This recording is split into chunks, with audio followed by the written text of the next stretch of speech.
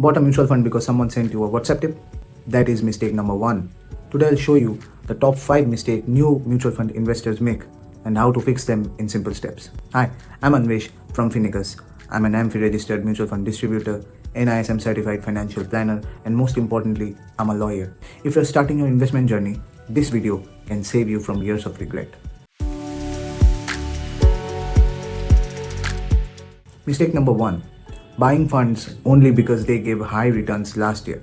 What performed best last year may not perform best the next year. Many investors enter at the top and then panic when returns fall. Instead, always check 3 years and 5 years performance and compare it with the benchmark and category average. Also check whether the fund strategy has changed. Second mistake, investing in high risk funds just because friends are making money. Small cap and sector funds can fall 40 to 50% in bad markets. If your goal is nil or you can't handle big ups and downs, this is dangerous. Match your fund with your goal and time horizon. Short-term goals need stability, long-term goals can take more risks. Risk profile is not about bravery, it's all about suitability. Mistake number 3, switching funds after every market fall.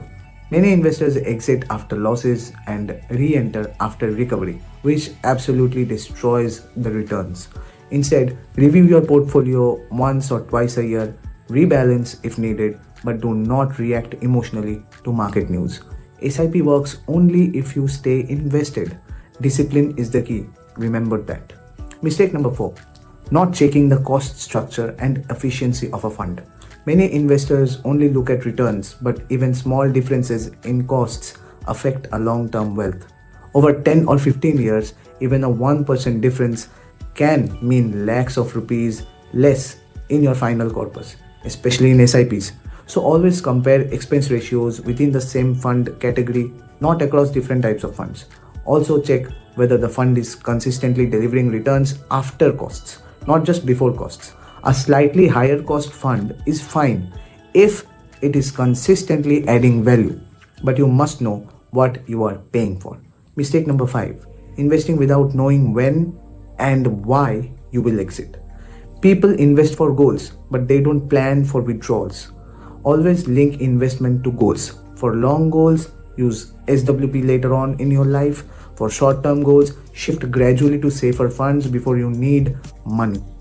Let me quickly summarize. Don't chase returns, don't ignore risk, do not overtrade, do not ignore costs, and never invest without an exit plan. I have made a one-page mutual fund fix checklist which tells you exactly what to check before investing. Comment fix and I'll share it with you, and subscribe to Finicus for practical investing and legal awareness videos every week. Tell me in the comments which mistake do you see most around you, and thank you for watching. Invest wisely.